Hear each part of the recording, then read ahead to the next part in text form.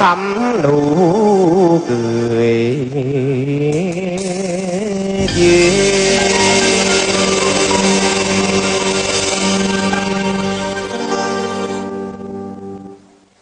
Em ơi anh không phải kẻ tình si, cũng không phải là lãng tử mượn đó đào kia để tương tư hình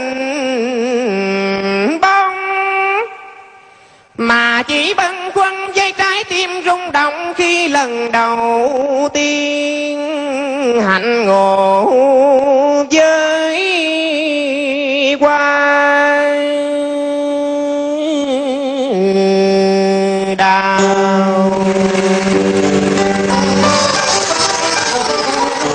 Vì sắc hồng tươi và hương vị ngọt ngào, không kiêu sa không mượt mà quyến rũ, sao tôi mơ màng ấp ủ bấy lâu nay. Vượt đường dài nào ngại gió sương, nay được về đây giữa lòng Hà Nội.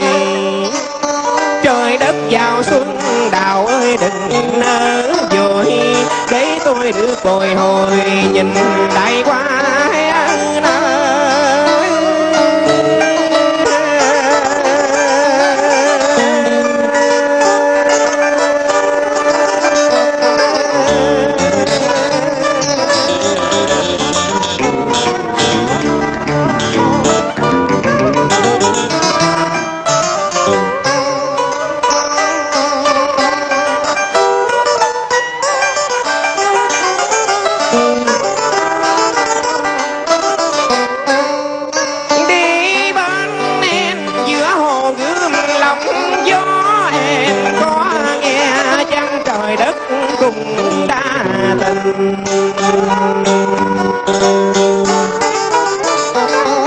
như thầm thương chuyện của đôi mình.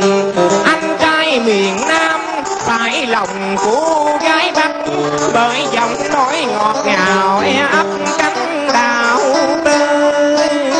Tôi mơ màng dệt mộng vào kẻ bắt người Nam đâu ngờ hành ngộ. Hà Nội tôi yêu nâng yêu từng con phố, gom góp vào lòng kỷ niệm mới vừa quen.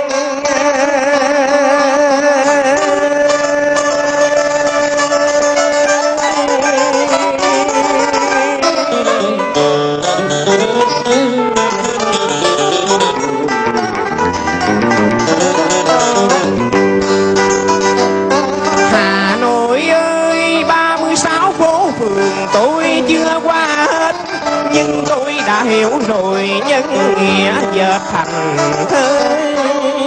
Hà Nội bao giờ cũng lắm mộng mơ, cô gái nhỏ bên hồ chờ đợi. Mai tôi về phương Nam mang theo hình bóng ấy, và một cành đào vừa mới đơm bông, gửi lại em trời xuân qua nắng, gửi cả tình anh trong sầu lắng tâm hồn. Tôi nghe trong dạ buồn chồn, nửa đi nửa ở lòng không muốn về. Người ơi giữ trọn câu thề, mùa hoa đào vẫn không